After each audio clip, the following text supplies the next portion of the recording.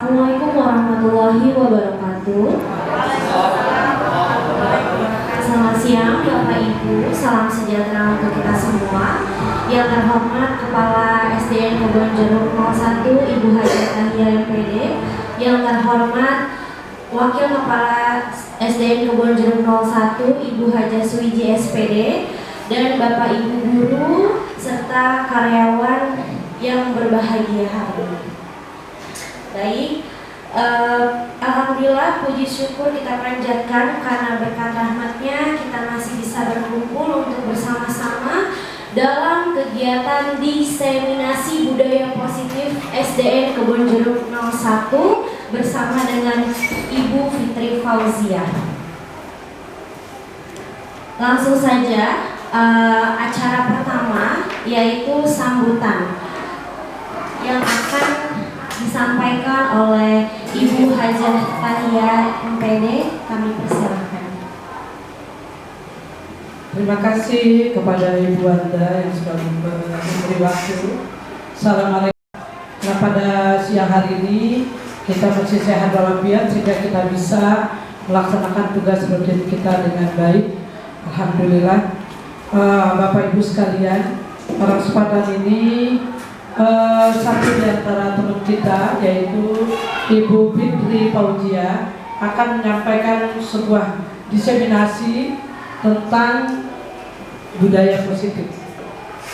Nah, untuk kurikulum merdeka yang kita sedang jalani ini, tentunya kita perlu memberikan kontribusi yang terkait dengan kegiatan-kegiatan di sekolah kita yang berkaitan dengan kurikulum merdeka. Di antaranya adalah melakukan kegiatan budaya positif di sekolah kita. Nah, di antara kegiatan budaya positif yang dilakukan sekolah kita yakin bahwa Bapak Ibu guru sudah melaksanakannya dalam keseharian. Di antaranya yaitu pembiasaan positif yang senantiasa kita lakukan di sekolah kita, mulai dari menyambut pagi anak-anak kita yang datang itu kita sambut dengan hangat di depan pintu gerbang. Juga pembiasaan yang kita lakukan mulai dari Senin sampai Jumat di hari belajarnya. Seperti Senin kita melakukan upacara untuk membentuk karakter anak, disiplin dan cinta kepada tanah air. Juga kita melaksanakan kegiatan-kegiatan ekstrakurikuler yang berbagai macam kita fasilitasi sehingga membentuk karakter anak menjadi berani, disiplin, kemudian juga berbudaya inovatif, kreatif, ya semuanya masuk ke dalam dimensi profil pelajar Pancasila. Nah, ini semuanya sangat kita berikan kesempatan kepada anak-anak agar mereka merasa terpenuhi semua keinginannya untuk tumbuh kembang menjadi anak yang sempurna lahir dan batin, di mana kita sebagai guru kita juga memiliki kewajiban untuk mendampingi perkembangan anak-anak sehingga merasa bahagia sebagai murid di sekolah kita. Untuk itu kita beri aplaus kepada Ibu Fitri Fauzia yang hari ini memberikan diseminasi tentang budaya positif. Untuk lain kali mungkin beberapa guru yang lain untuk melakukan hal yang serupa secara bergantian. Selagi saya ucapkan selamat dan terima kasih atas kesediaan waktu Bapak Ibu dalam acara ini. Saya akhiri. Wassalamualaikum warahmatullahi wabarakatuh.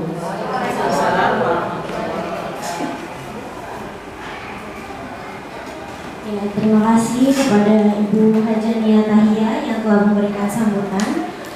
Untuk acara selanjutnya, agar acara ini berjalan dengan lancar dan hikmat, mari sama-sama kita berdoa. Kepada Bapak Sarmada kami persilahkan.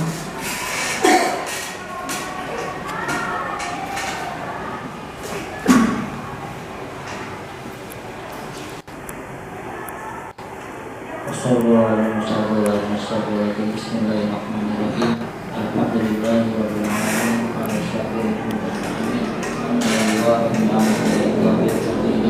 Ya Rabbana lakal wa lakal syukur ala ba'dil rijali wal qamari sultani. Allahumma shalli ala sayyidina Muhammad wa ala ali sayyidina Muhammad. Allahumma zaina bi'ilmi wa zaina bi'ilmi wa zaina bi'taqwa wa jamina bil afiyah ya arhamar rahimin. Ya Rabbana bil yasir tawaddina qawal ya Rabbana atina fid dunya hasanah wa fil akhirati hasanah wa qina adzabannar. Subhanaka rabbil izzati amma yasifun. Assalamualaikum warahmatullahi wabarakatuh.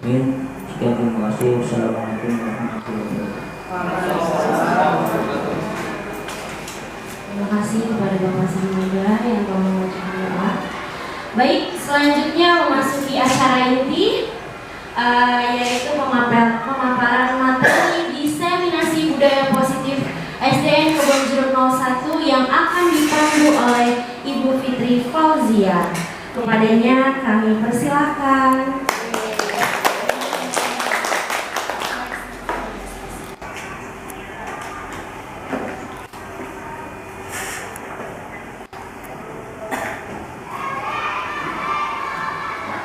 Terima kasih Bu Wanda. Kepada yang terhormat Ibu Hajah Tahia dan teman-teman, Bapak Ibu yang sudah bersedia untuk meluangkan waktunya. Assalamualaikum warahmatullahi wabarakatuh. Waalaikumsalam warahmatullahi wabarakatuh. Ya, semangat pagi. Pagi.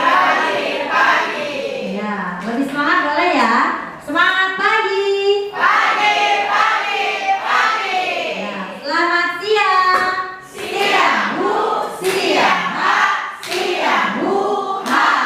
Ya, nanti kompak lagi ya. Selamat siang. Siang, Bu. Oke, bersemangat nih ya. Alhamdulillah, terima kasih semuanya. Saya izin untuk sharing karena saya mendapatkan materi untuk diseminasi materi dari guru penggerak pada kegiatan di P4. Jadi saya mendapatkan tugas untuk menyampaikan budaya positif yang ada di sekolah. Sebenarnya materinya ada 5 materi, tapi saya hanya menyampaikan 3 saja. Ya, next. Agenda hari ini adalah pembukaan yang tadi sudah dibuka oleh kepala sekolah dan dibantu doa oleh Pak Sarmada. Lalu ada tujuan kegiatan, ada pemahaman inti, ada eksplorasi konsep dan refleksi. Ya. Tujuan kegiatan adalah terwujudnya visi sekolah melalui penerapan budaya positif, terbentuknya karakter disiplin yang kuat, menemukan dan menguatkan karakter positif melalui pembiasaan positif, menumbuh kembangkan karakter profil pelajar Pancasila, yaitu pelajar sepanjang hayat yang memiliki kompetensi global dan berperilaku sesuai dengan nilai-nilai Pancasila. Seperti kita ketahui, ada 6 dimensinya, ya. Lagu Profil Pancasila sudah tahu kan? Ya, kita sama-sama nyanyi ya. Ya, 1, 2, 3. Pelajar Pancasila beriman dan bertakwa pada Tuhan Yang Esa dan berakhlak mulia, berkebinekaan global, gotong royong mandiri, kreatif dan bernalar kritis. Oke, next. Nah, untuk bagian pertama, saya akan menyampaikan tentang disiplin positif. Ya, dalam disiplin positif ini kita mempunyai teori kontrol. Apa sih teori kontrol? Teori kontrol adalah semua perilaku yang memiliki tujuan, bahkan terhadap perilaku yang tidak disukai. Hanya Anda yang bisa mengontrol diri Anda. Anda tidak bisa mengontrol orang lain. Contoh, misalkan teman-teman di sebelahnya pasti ambil salah satu atau benda, pulpen atau apapun yang di sebelahnya. Ya, tisu boleh, yang bersebelahan boleh. Wiji-wiji dengan Bu Ade ya. Nah, terus kalian, boleh. Saling. Nah, pada saat Pak Sarmada dengan Pak kalian. Nah, Pak Duki menyimak saja dulu ya. Nah, pada saat salah satu teman, misalkan satu orang punya apa yang dipegang, yang satunya coba merayu dengan cara apapun, ambil dari teman sebelahnya. Apa yang diminta, tadi Bu Hani kan punya tisu. Gimana caranya Bu Rismayanti mengambil tisu dari Bu Hani dengan berbagai cara. Begitupun juga Bu Ade dengan Bu Suwiji. Bu Suwiji punya apa yang mau diambil? Itu. Ya, charger. Bagaimana caranya mengambil? Bisa enggak? Ya, dan teman-teman. Ya. Gimana caranya? Kalian punya apa? Ini habis satu-satunya Bu Yesa ya. Ya. Ya. Ayo, jadinya dikasih enggak? Ya, dikasih. Dikasih atau enggak? Dikasih. Oh ya, Pak, dia dikasih. Sudah dikasih ya. Dikasih juga. Semuanya ini dikasih, nggak ada yang menahan bendanya. Ambil duluan. Oh. Ya. Pada dasarnya itu adalah hak dari diri masing-masing untuk memberikan atau tidak. Tapi kontrol itu siapa yang punya? Kita sendiri, kita yang punya kontrol, bukan kita yang mengontrol orang lain dengan cara meminta, memaksa dan merayu sampai merayu itu bisa kita lakukan, tapi tetap diri kita yang harus mempunyai kontrol sendiri. Nah, ini adalah perubahan paradigma stimulus respon atau teori kontrol, ya, atau teori pilihan.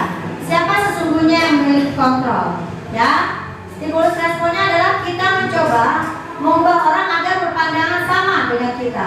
Lalu teorinya kita berusaha memahami pandangan orang lain tentang dunia, ya.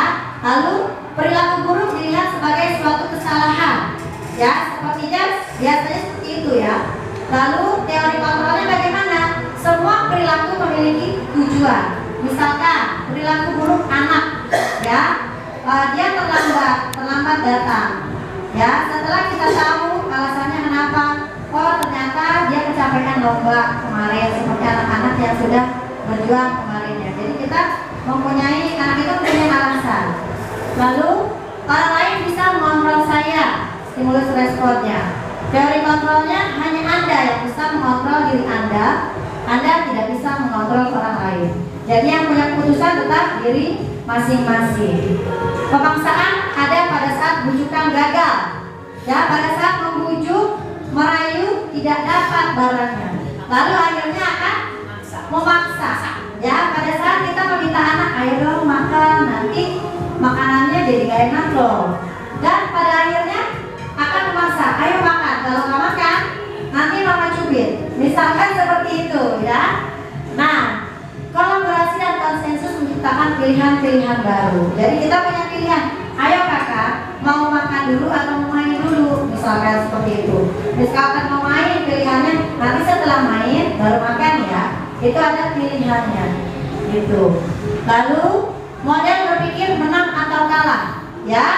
Dan akhirnya kita mempunyai teori kontrol adalah win-win solution, seperti tadi, berpikir menang-menang, jangan menang kalah, gitu. Jadi kalau menang-menang berarti kan ibunya juga menang, istilahnya anaknya jadi makan, anaknya pun senang karena dia sempat main dulu, gitu. Ya, next. Nah, sekarang apa yang Anda pikirkan ketika mendengar kata disiplin? Ya, saya minta tolong silakan tulis pemikiran Anda tentang kata disiplin pada kertas post-it dan ditempelkan pada mana yang tersedia, karena pelajarnya tidak ada, jadi tempelkan di pohon yang di depan aja, ya. Ini ya.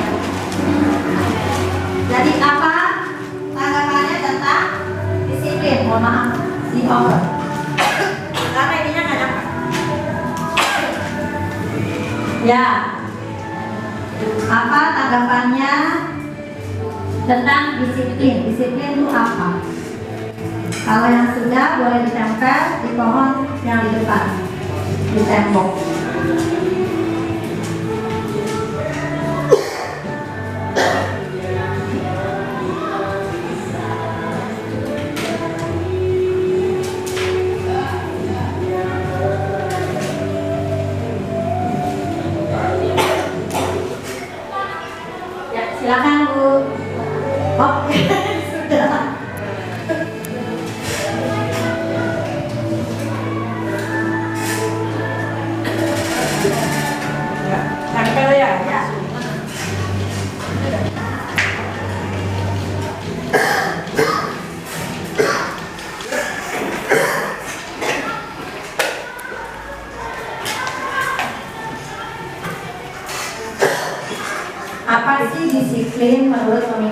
Bapak Idris.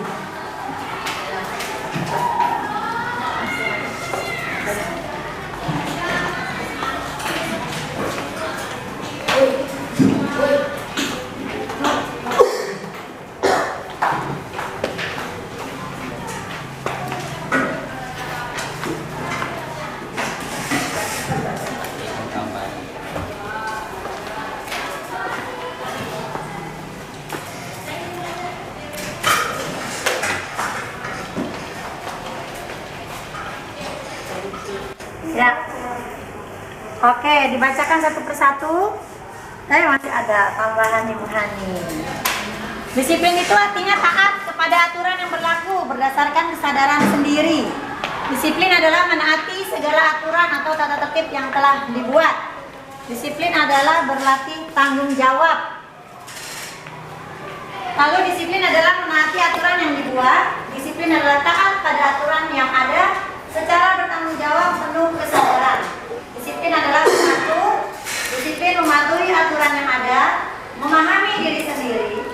Disiplin berperilaku yang sesuai dengan aturan atau tata tertib yang dilakukan secara sadar dan secara dengan kesadaran. Untuk kemajuan diri sendiri, disiplin mempunyai batas sendiri mengenai tentang hal yang baik atau buruk. Disiplin adalah kebiasaan dan karakter, lalu taat kepada peraturan yang ada.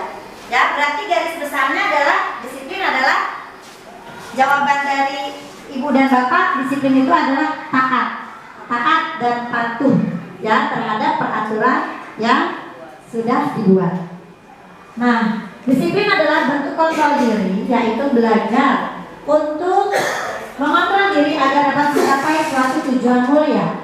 Ya, tujuan mulia ini mengacu pada nilai-nilai atau prinsip-prinsip mulia di hati seseorang yang dikenal dengan nilai kebajikan universal. Nilai-nilai tersebut bersifat universal dan lintas bahasa, suku bangsa, agama maupun latar belakang. Ya, jadi semuanya benar bahwa disiplin itu adalah taat dengan peraturan yang berlaku. Ya, tepuk 3,5 kali buat Ibu dan Bapak. Ya, tepuk 3,5 kali. Iya, terima kasih. Nah, nilai-nilai kebajikan itu apa ya? Nah, nilai kebajikan adalah sifat-sifat positif manusia yang merupakan tujuan mulia yang ingin dicapai setiap individu. Nilai-nilai tersebut bersifat universal dan lintas bahasa, suku bangsa, agama maupun latar belakang. Nilai-nilai kebajikan setiap perilaku atau perbuatan memiliki suatu tujuan. Ya, menurut Dr. William Glasser pada teori kontrol 1984. Lalu, motivasinya mengaitkan nilai-nilai kebajikan yang diyakini seseorang, maka motivasi intrinstiknya akan terbangun, sehingga menggerakkan motivasi dari dalam untuk mencapai tujuan mulia yang diinginkan. Lalu, nilai-nilai kebajikan yang ingin dicapai oleh setiap anak Indonesia kita kenal dengan profil pelajar Pancasila. Karena semua dengan 6 dimensinya itulah karakter yang akan kita bentuk ya untuk anak-anak didik kita di kurikulum Merdeka ini. Jadi mempunyai apa aja Bu?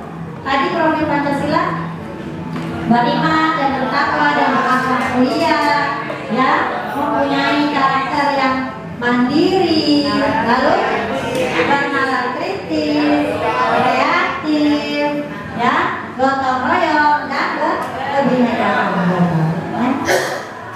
Nah, lanjut di materi kedua, ya. Jadi untuk menumbuhkan karakter tadi kita sudah dapatkan benang merahnya dengan berdisiplin, menaati peraturan, kita akan menumbuhkan karakter untuk anak-anak dengan berdasarkan 6 dimensi di profil pelajar Pancasila.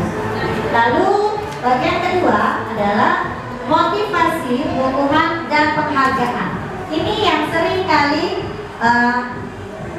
dilakukan oleh guru. Sering nggak Ibu memberikan motivasi, memberikan hukuman, bahkan penghargaan untuk anak-anak, ya kan? Nah, next. Setujukah Anda? Pertama, hukuman mengajarkan anak untuk disiplin. Setuju? Hukuman mengajarkan anak untuk disiplin. Tidak. Tidak. tidak positif itu ya. Ya. Hukuman mengajarkan anak untuk disiplin. Ada yang gini, hukuman yang bagaimana dulu nih Bu, misalkan seperti itu ya. Karena ada hukuman masih dilakukan saya menyampaikan ini pada saat kemarin itu kita kan sharing di satu sekolah itu, salah satu sekolah masih pakai orde lama Bu Haji. Jadi anak tidak datang, dia suruh tulis 100 kali di buku, menulis terus, saya menyesal datang terlambat, seperti itu terus ya. Dengan nulis seperti itu apa yang didapatkan dari anak? Apakah anak itu akan jerah? Tidak. Akan jerah? Apa hal positif yang didapatkan oleh anak? Ngedumel anaknya. Ngedumel. Tambah makin malas. Alasannya kalau ditanya, kenapa Bu kok masih melakukan itu? Biar tulisannya makin bagus. Pertanyaannya, kalau nulis 100 kali, tulisannya makin bagus apa makin jelek? Kenapa? Karena lelah. Ya, jadi tujuan guru tercapai nggak? Supaya tulisannya jadi bagus. Nah, anaknya juga merasa jerah nggak? Nah, walaupun dia merasa jerah, tapi dia kan yang tadi bilang ngedumel, kalau tahu bilang. Nah, capek nih gini-gini dan akan ada kebal ya, jadinya kan nanti juga bakal nulis lagi aja gitu ya. Hukuman bersifat baik selama tidak dilakukan dengan kekerasan. Ya, setuju? Penghargaan membuat anak lebih termotivasi. Setuju? Ya, contohnya apa? Contohnya penghargaan yang membuat anak lebih termotivasi. Bisa menjawab pertanyaan, dikasih permen, terus apa lagi? Dapat koin, diberi tepuk-tepuk.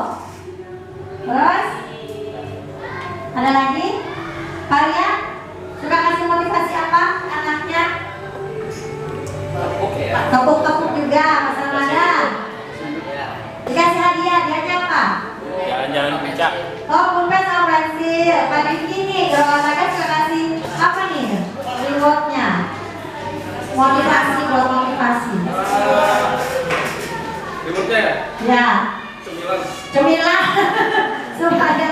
Boleh juga dalam bentuk verbal. Ya, boleh. Oh, hebat. Sifatnya Ya, dengan kalimat-kalimat ujian. Nah, ini adalah perbedaan hukuman dan konsekuensi. Ya, jadi ada perbedaan hukuman dengan konsekuensi. Misal, hukuman sesuatu yang menyakitkan harus terjadi, tapi dengan konsekuensi sesuatu memang harus terjadi. Misalkan, kalau kita tahu, kalau masuk terlambat itu nanti pasti akan tidak boleh masuk di pagar, misalkan seperti itu. Itu konsekuensi. Memang sesuatu yang harus terjadi. Lalu kalau dengan hukuman membuat anak sakit fisik maupun hati untuk jangka waktu lama karena dihukum. Kayak tadi itu menulis tertanam tuh diri dia, ya. Lalu konsekuensi, kalau kita kasih konsekuensi membuat anak merasa tidak nyaman dalam jangka waktu pendek. Misal kita tanya, kenapa kamu terlambat? Kamu tahu nggak alasan kamu terlambat? Kesiangan misalkan itu. Berarti bagaimana supaya nggak kesiangan? Gitu. Lalu dengan hukuman anak membenci kedisiplinan, ya. Tapi dengan konsekuensi anak menghargai disiplin.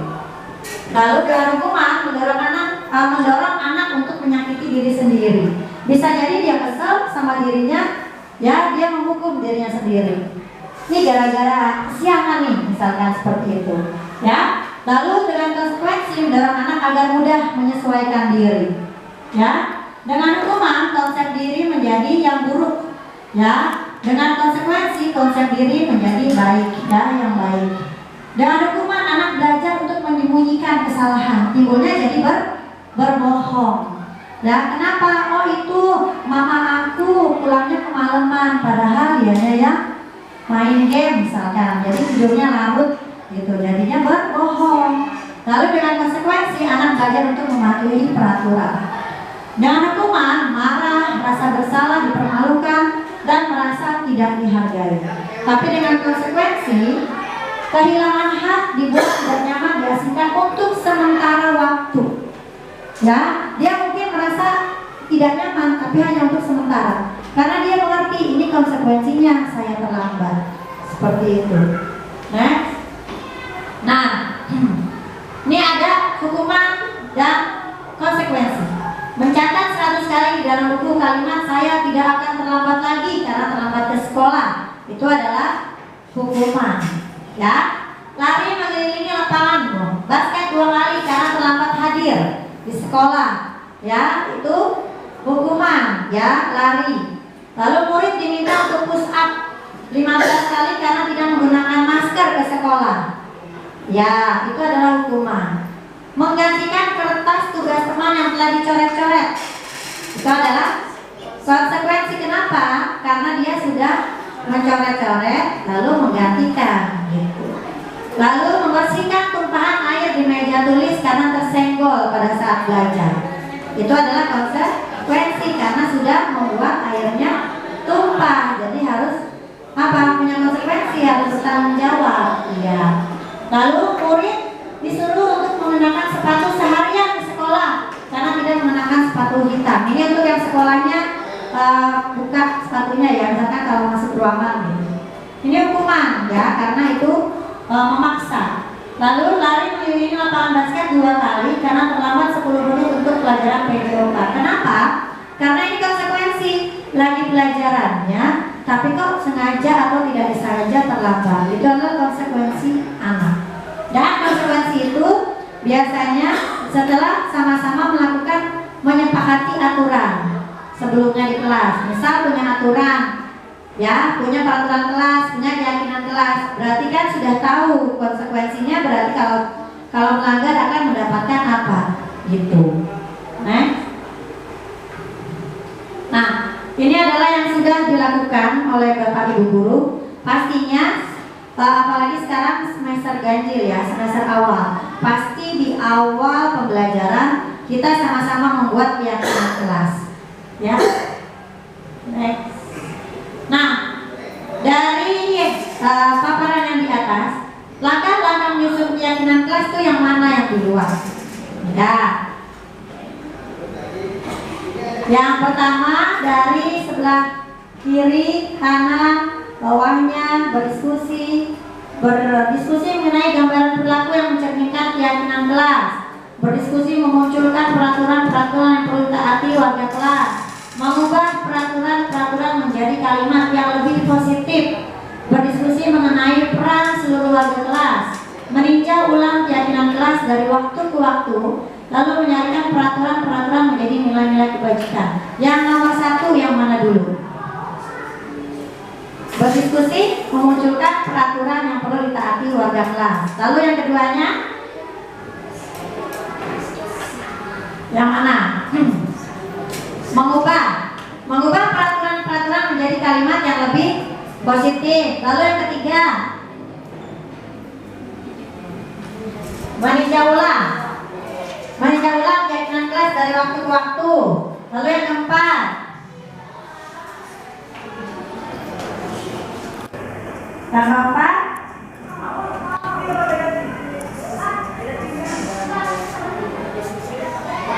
Berdiskusi mengenai gambaran perilaku yang mencerminkan keyakinan kelas. Yang kelima?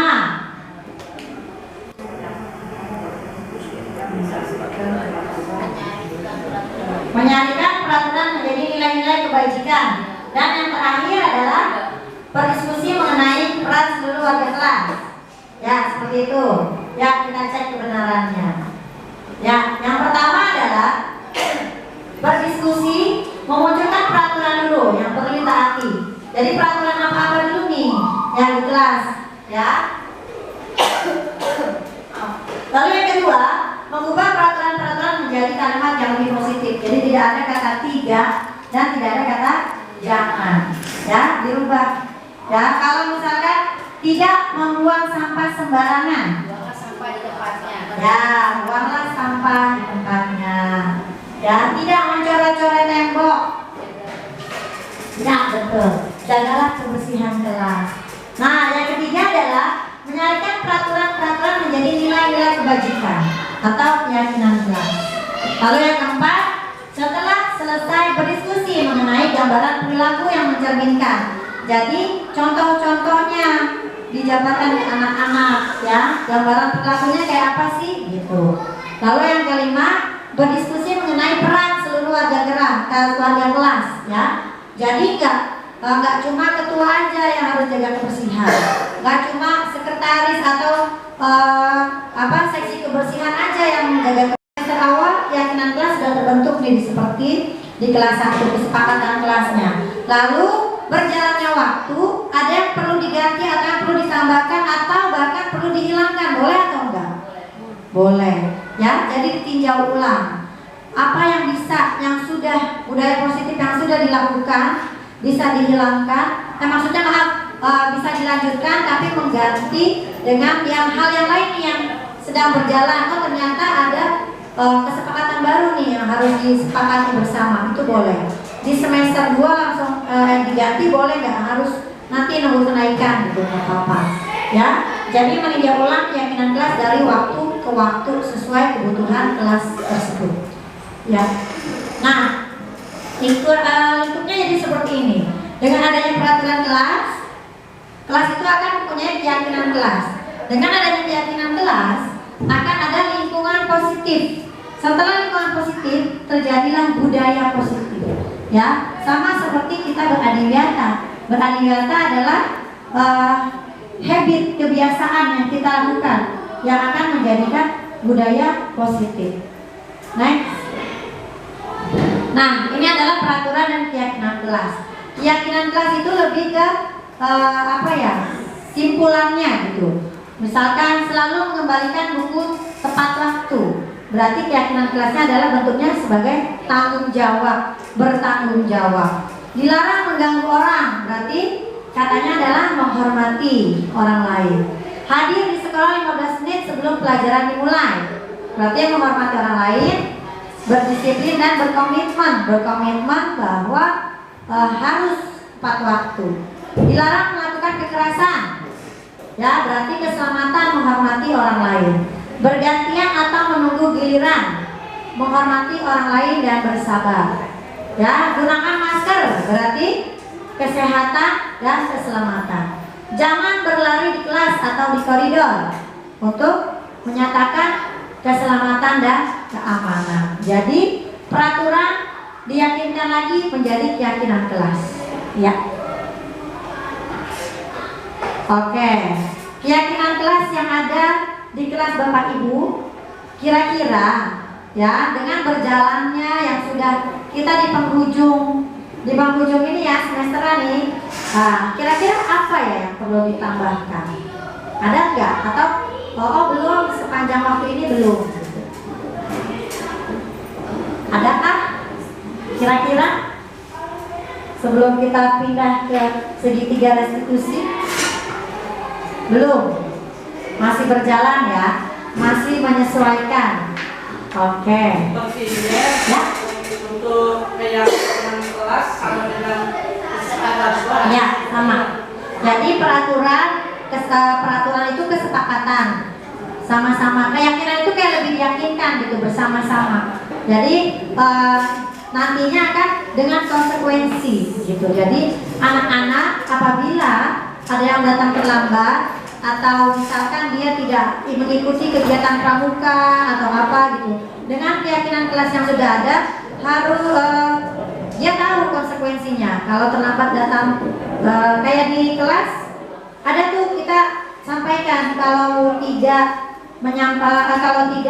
menuruti dengan keyakinan kelas mau apa nih sanksinya. Jadi diungkapkan lagi ke anak-anak.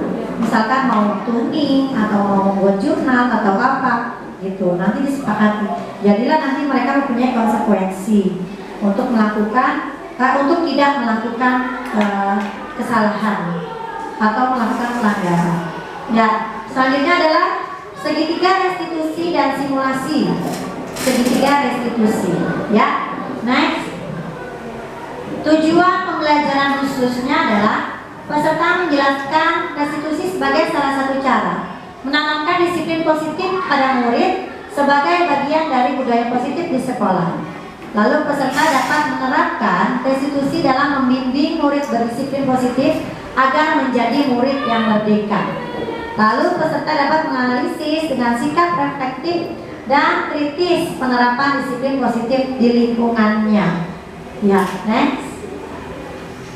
Nah, pendekatan restitusi adalah proses menciptakan kondisi bagi murid untuk memperbaiki kesalahan mereka sehingga mereka bisa kembali ke kelompok mereka dengan karakter yang lebih kuat. Jadi bersalah tapi tidak malah menjauh dari teman-temannya, tapi mereka mempunyai karakter lagi, untuk karakter yang lebih kuat untuk bersama lagi gitu. Next. Nah, ini adalah tahapan-tahapan restitusi, strategi dan teori kontrol. Ya, ada 3 tahapan yang kita lakukan. Pertama-tama yaitu menstabilkan identitas atau stabilize the identity.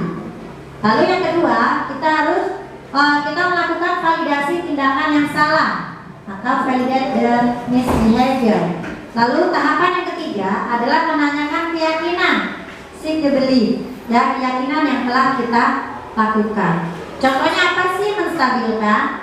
Nah, misalkan ada anak tadi itu terlambat datang ke sekolah, datang ke kelas, tok tok tok, terpogoh-pogoh, terengah-engah karena lantai 4 sekolah kelasnya. Lalu ketok-ketok pintu, datang jam 7.30 misalkan. Tok-ketok masih ngos-ngosan, apa tindakan ibu? Langsung disuruh, kenapa datang terlambat? Misalkan kayak gitu. Atau ditanya dulu, kenapa nih terlambat? Misalkan kayak gitu. Jadi kita harus menstabilkan identitasnya. Maksudnya apa? Kita semua akan melakukan hal yang terbaik yang bisa kita lakukan. Dia sudah berusaha. Dia sudah, walaupun bangun kesiangan, dia berusaha tetap ke sekolah. Misalkan kayak gitu. Ya. Lalu validasi tindakan yang salahnya. Ya. Kenapa? Karena semua perilaku pasti memiliki alasan. Kita tanya alasannya apa. Itu kenapa sih bisa datang terlambat? Apa penyebabnya? Lalu menanyakan keyakinannya. Ya, contohnya adalah kita semua memiliki motivasi internal. Internal itu dari dalam ya. Misalkan, Bu, saya kesiangan, katanya. Kenapa kesiangan? Akibatnya kenapa? Malam-malam keenakan main games atau nungguin mama pulangnya kemalaman, misalkan kayak gitu. Terus ditanyakan kembali ke anak ini, keyakinan kelasnya diingatkan kembali. Coba bacakan lagi keyakinan kelas kita. Datang tepat waktu, misalkan dia baca. Terus bagaimana caranya supaya kamu datangnya tepat waktu, nggak terlambat lagi, gitu. Oh berarti main gamenya ada waktunya ya Bu, misal. Suruh dia yang mengungkapkan, jangan kita yang mengeluarkan pendapat. Jadi ungkapan dari anak tersebut. Jadi mereka sadar dengan sendirinya. Oh berarti aku harus kayak gini, gitu. Dengan seperti itu menanyakan keyakinan, dia tahu, dia bisa jawab sendiri. Itu menumbuhkan rasa kesadaran. Dengan begitu dia tidak akan mengulangi lagi, karena dia sudah tahu apa alasannya dan bagaimana caranya supaya tidak melakukan lagi. Next. Nah, ini adalah 3 sisi restitusi, ya. Jadi yang pertama, validasi dulu, menstabilkan dulu identitasnya, ya. Bagaimana cara-caranya? Setiap orang pasti pernah melakukan kesalahan kok. Kamu bukan satu-satunya kok yang pernah melakukan ini. Bukan kamu doang kok yang pernah terlambat. Ibu juga pernah, misalkan itu. Menstabilkan, menenangkan hatinya, ya. Pada saat dia marah, dia emosi, Ibu pernah juga kok merasa seperti kamu, gitu. Lalu divalidasi tindakan yang salahnya, ya. Divalidasi juga, nah, kamu tentu punya alasan mengapa melakukan itu. Terus atau bertanya, nah, adakah cara yang lebih efektif untuk mendapatkan apa yang kamu butuhkan dan kembalikan lagi ke anaknya. Dan yang ketiga adalah menanyakan keyakinannya, ya, keyakinan kelas yang sudah disepakati. Lalu menanyakan kembali, kamu inginnya menjadi orang seperti apa? Mau nggak terlambat terus gitu? Kembali lagi seperti yang tadi. Ya, next. Ya, ada beberapa skenario. Coba minta tolong Bu Rismayanti bacain. Pada hari Sabtu pagi, saya sedang mengajar matematika materi bangun ruang di kelas 6. Tepatnya pukul 7.50, murid bernama Khulwa terlambat datang ke sekolah. Khulwa minta maaf dan saya memintanya untuk duduk dan mengikuti pelajaran pada saat itu. Setelah jam istirahat, saya memanggil Khulwa ke ruang kelas dengan melakukan segitiga restitusi. Berikut percakapan antara saya dan Khulwa.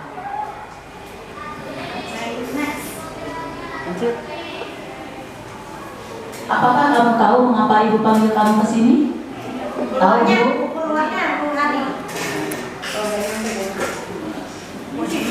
Kelas berapa ya? Saya Hani jadi keluar. Tahu Bu, karena saya terlambat datang ke sekolah. Tidak apa-apa, ibu juga pernah terlambat. Teman-temanmu juga pernah. Itu manusiawi. Tetapi di sini ibu tidak mencari siapa yang salah. Namun kita mencari solusi atas kesalahan kamu. Saya minta maaf ya Bu. Validasi tidak bisa. Tentunya kamu punya alasan. Mengapa datang terlambat?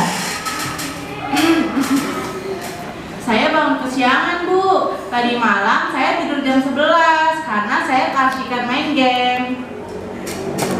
Oh, begitu. Apakah kamu masih ingat dengan keyakinan kelas kita buat bersama?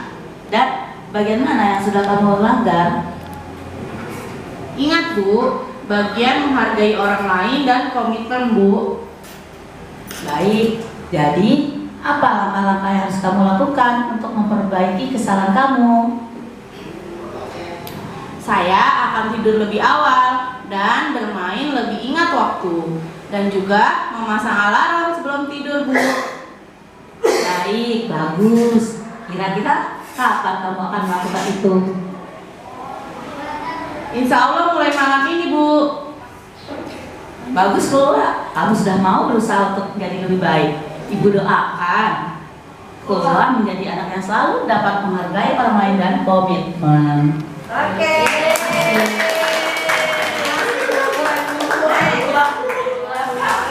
Nah, berarti sudah melakukan 3 restitusi ya? Ya. Yang pertama adalah menstabilkan dulu. Setelah distabilkan terus diapakan lagi? Cari solusi. Ya, menanyakan. Dan terakhirnya adalah menanyakan keyakinannya. Solusinya bertanya lalu dibenturkan ke keyakinan kelasnya. Next. Ya, siapa baca skenario 2? Arya sama Pak Ustaz? Ya. Mereka di sini kalian Pak Ustaz gak nyampe nih. Gak nyampe kabelnya. Ya. Ayo. Saya pindah di sini. Kita lihat. Ya. Berarti menegur seperti tadi tidak menyakiti hati murid. Ya. Ya. Skenario yang kedua, silakan. Pada hari Sabtu siang, siswa kelas 6 sedang melaksanakan nilaian harian. Saya melihat di belakang murid bernama Dika tertunduk. Saya pikir Dika tidur. Ketika jam pulang sekolah, saya memanggil Dika ke depan kelas dengan melakukan segitiga restitusi. Berikut percakapan antara saya dan Dika. Ya, gurunya siapa nih? Oke. Apakah kamu tahu mengapa ibu panggil? Bapak jadinya ganti. Apakah kamu tahu mengapa bapak panggil kamu ke sini? Tahu Pak, karena saya makan keras Pak. Baik, bapak juga jika lapar pasti makan. Tetapi kita harus tahu di mana dan kapan kita makan. Memangnya kamu belum sarapan? Belum Pak. Kenapa belum? Tidak sempat sarapan? Memangnya kamu bangun jam berapa? Saya bangun jam 6 Pak. Saya langsung nonton TV. Pas sadar sudah jam 6:30. Saya buru-buru mandi dan berangkat sekolah. Oh begitu. Apa yang kamu lakukan sudah benar. Kamu sudah berangkat sekolah tepat waktu. Tetapi apakah kamu masih ingat keyakinan kelas kita? Bagian mana yang kamu langgar? Masih Pak, menghargai dan menghormati orang lain Pak. Bagus. Jika kamu masih ingat, kira-kira apa yang kamu lakukan untuk memperbaiki ini? Saya akan bangun lebih awal dan sarapan, dan saya juga akan lebih menghargai waktu, menghormati diri sendiri dan juga orang lain. Alhamdulillah.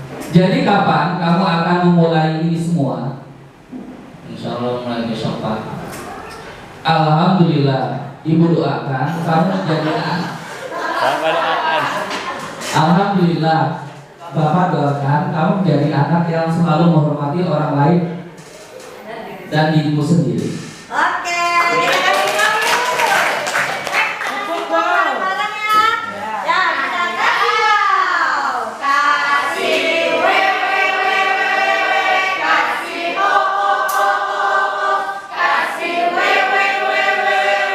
kasih wow.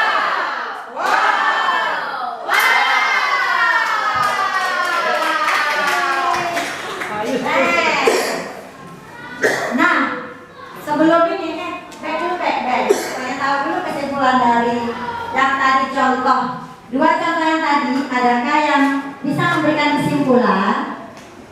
Apa yang didapat tuh tadi wajibnya udah langsung kalau kayak gitu udah sakit hati, nggak kesel anaknya. Ada lagi nggak? Kenapa Bu Ismayanti? Lebih paham dengan kesalahannya. Oh ya, dengan membangun kesadaran, Bu Ade bilang, membangun kesadaran dari diri sendiri. Ada lagi? Ya, next. Menemukan kekurangan diri. Jadi kesimpulannya, penanganan yang dilakukan oleh guru dengan menggunakan pendekatan segitiga restitusi, diharapkan guru dapat memposisikan dirinya sebagai manajer dengan mengajukan pertanyaan-pertanyaan bermakna yang membuat murid menjadi lebih mandiri, percaya diri, dan bertanggung jawab. Kenapa dia tetap percaya diri walaupun terlambat?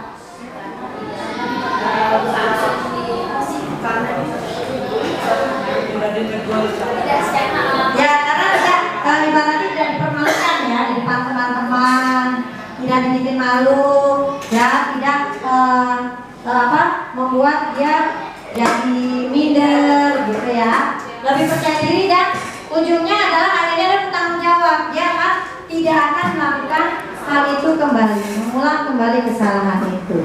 Next. Nah, nih simulasi. Adakah yang mau mensimulasikan satu aja kelompok? Ayo Bu Ayu. Bu Ayu sebagai muridnya. Kang Basel dikit.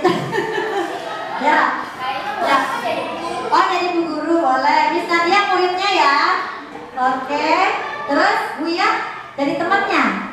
Ya, ayo Bu Ayu, Miss Nadia sama Bu Ya. Ayo, siapa mau jadi guru? Ayo, ceritanya terlambat nih. Miss Nadia main terus. Ayo. Ayo, Bu Ya mau jadi gurunya. Bu Ayu gurunya, ayo. Ayo Bu Ayu. Ayo. Sebentar aja setelah selesai simulasi bisa dilakukan, berarti sudah lulus, sudah bisa. Ya. Ya. Bu Ayu duduk lagi ngajar ceritanya ya Bu Ayu, ini kayak di sini. Boleh dipakai mic-nya. Ceritanya lagi ngajar. 5 kali lipat sama dia. Nadia sama Nia, Nadia sama Nia datang. Assalamualaikum. Waalaikumsalam. Maaf, kami terlambat.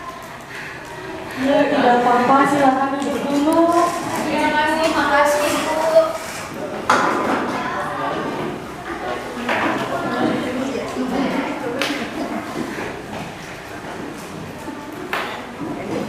Iya, dan Nak Nadia, kenapa bisa terlambat?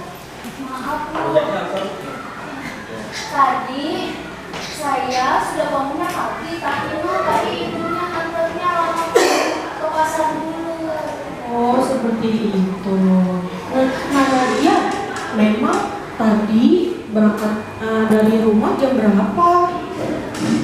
Tadi udah jam 7 kurang 5 menit, Bu. Rapi-rapinya jam berapa?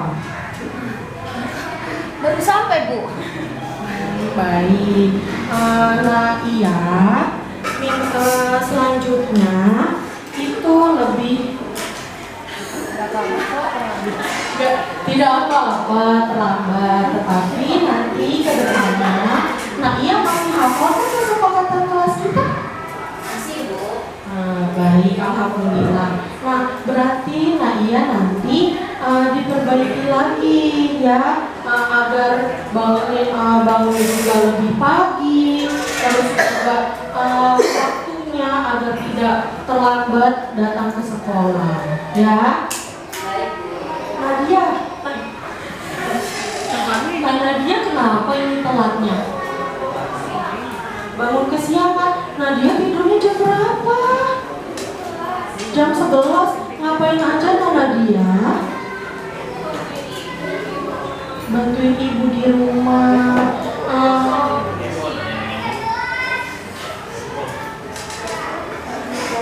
Nadia oke Nadia nggak apa-apa telat, tapi minggu depan dan mulai nanti malam mungkin Nadia bisa memperbaikinya ya. Boleh Nadia memasang alarm ketika tidurnya ya, agar tidak sampai kesiangan. Nadia sholat subuh atau tidak ini kesiangan? Nah, bagus, pintar. Nah, setelah sholat subuh lebih baiknya jangan tidur, langsung bersih ya, seperti itu caranya ya. Nah, peraturan kelasnya kira-kira Nadia hafal tidak? Coba tanya kepada Nadia, hafal tidak peraturan sekolah? Menghormati orang lain untuk lebih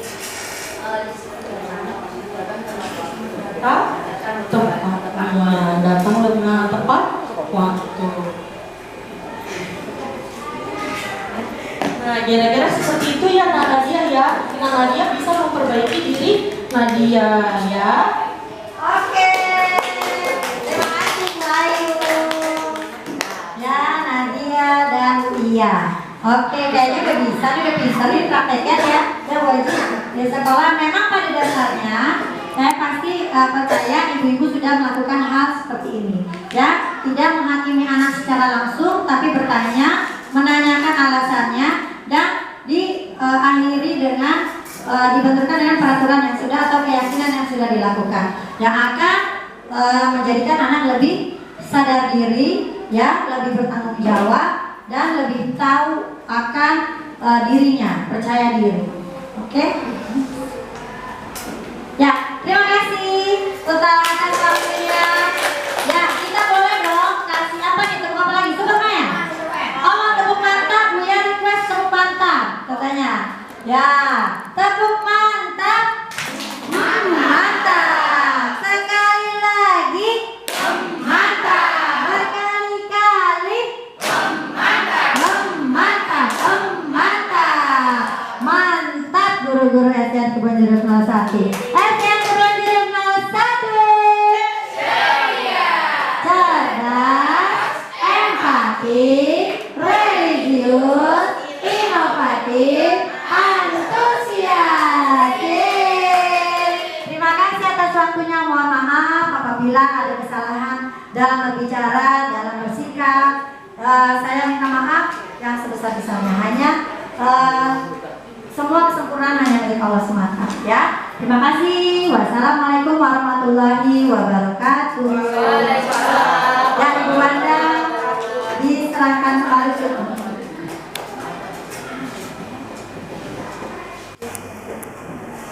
Baik, terima kasih Ibu Fitri Fauzia yang telah memberikan pemaparan materi kepada kita semua. Semoga kita dapat mengambil ilmu yang sangat bermanfaat untuk diimplementasikan di dalam kelas-kelas kita. Baik, cukup sekian dari saya. Kurang lebihnya mohon maaf. Wassalamualaikum warahmatullahi wabarakatuh.